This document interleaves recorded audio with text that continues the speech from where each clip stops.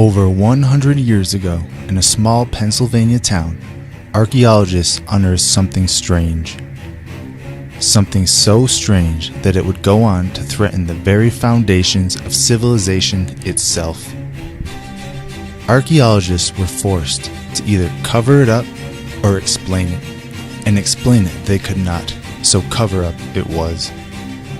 And this brings us to the horned skulls of Pennsylvania.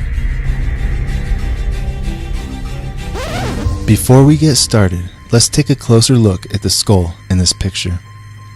In a 2015 book entitled Giants on Record, the authors Jim Vieira and Hugh Newman hired an investigator to track down the origins of this skull. Researcher Micah Ewers was the man tasked with this investigation. After an exhaustive search, he was able to conclude that in 1959, the skull was acquired by the Canadian Museum of Supernatural History. Taken from the website of the skull's owner, quote, "Horned human skull, probably a relic of a satanic cult or a cult devoted to the god Pan. Although we thought the object had been cleverly manufactured, an analysis has demonstrated that the horns are genuinely part of the skull. An in-depth examination and x-rays leave no room for doubt. The skull is not a forgery."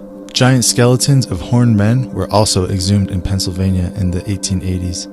Like the skull presented on this site, the horns began above the eye sockets. End quote. In the book, The Secret Teaching of All Ages, famous occultist Manly P. Hall states, quote, "Pan was a composite creature, the upper parts, with the exception of his horns, being human, and the lower parts in the form of a goat. The pipes of Pan signify the natural harmony of the spheres, and Pan himself is a symbol of Saturn because he is enthroned in Capricorn." In Sumerian mythology, the god Enki was symbolized by a horned goat. Enki was known as Ea in the Babylonian tradition. The word Enki is believed to mean Lord of the Earth. In this video I shot at Chaco Canyon, New Mexico, you can see these same exact horned creatures carved into the canyon walls. These petroglyphs date back over 1,000 years. Everywhere we look is the same story. People have been worshipping these horned beings all throughout history and right up into the present day. It is my contention that these people use the horn symbolism as a way to pay homage to Lucifer by glorifying the events that took place before the flood of Noah. In those days, fallen angels used genetic manipulation and forbidden technology to create a race of unauthorized creatures, horrible creatures that would go on to wreak havoc on the earth, corrupting everything they came in contact with.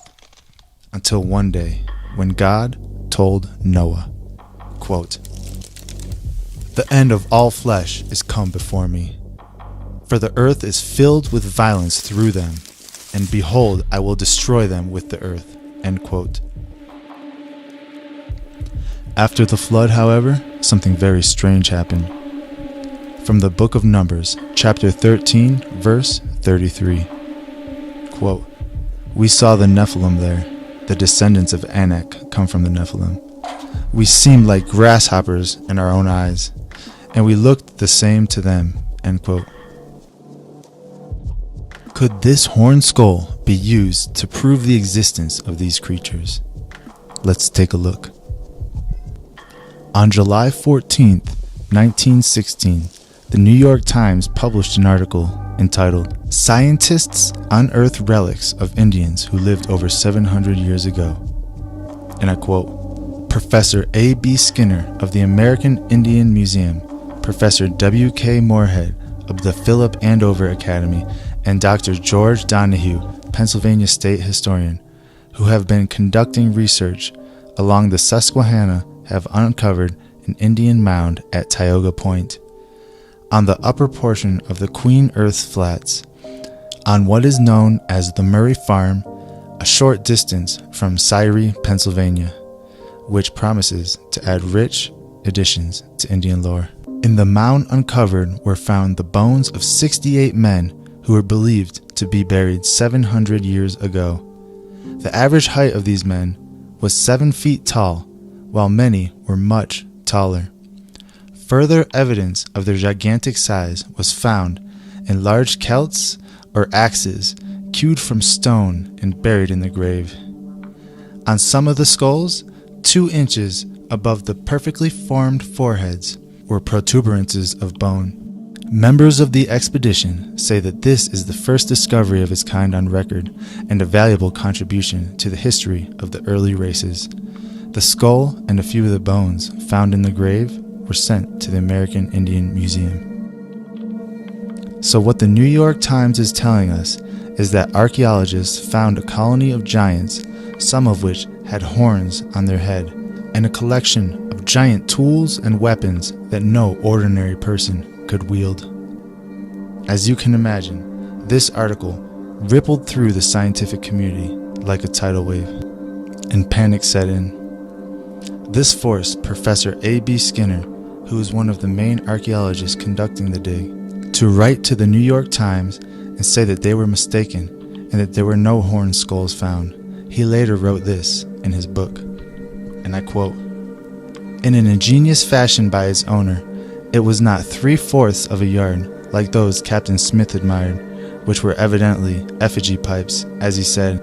They had a bird or deer or some such device on the great end and sufficient to beat out one's brains. While the writer was present, one of the men working in the grave exclaimed, 'There are horns over its head.' Mr. Skinner said that it indicated chieftainship. Later, this was found to be a bundle burial, completely covered with Virginia deer antlers.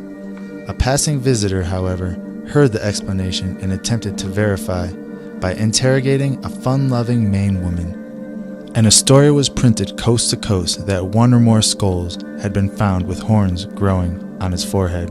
End quote. So his explanation is that they were deer antlers, and the New York Times only wrote the article after hearing someone yell out they have horns? Interesting. Let's see if we can find any more reports of horned skulls found during excavations in early America.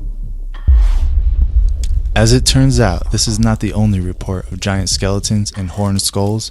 Reports are numerous, and they date back to the 1800s and span all across America. Taken from the Hawking Sentinel, April 28, 1898, Toledo, Ohio. 3 giant skeletons, quote, "Workmen in the employ of the Ferguson Construction Company excavating for the Toledo and Ottawa Beach Railroad, a little beyond the city limits of Toledo, Ohio, unearthed 3 giant skeletons, evidently relics of some great race, as they were about 7 feet in length, and just where the ears should be, on the head are singular bony protuberances which curl forward. These finds were made in solid yellow clay, about 8 feet below the surface. The cut is through a large mound, not half of which has been torn up yet. Several stone tomahawks of large size have been picked up in locality." End quote.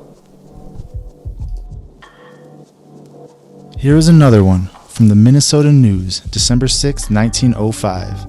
Giant bones unearthed. Horns on skull of skeleton found in Indiana. Quote, "Kingston, Indiana, December 5th. Bones of a primitive giant have been unearthed by Alonzo Lewis, a farmer living near Sulphur Springs. The skeleton is more than 7 feet in length, and the skull has horns about 1.5 inches long, projecting upwards from the point just behind the ears. Several similar skeletons have been found here in the past few weeks. All of the peculiar bones were found in the gravel pit on Lewis Farm." End quote.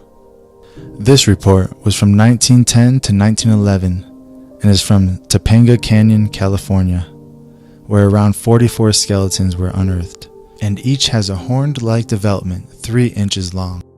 Reports like these are becoming more and more rare due to the control of information and the manipulation of history.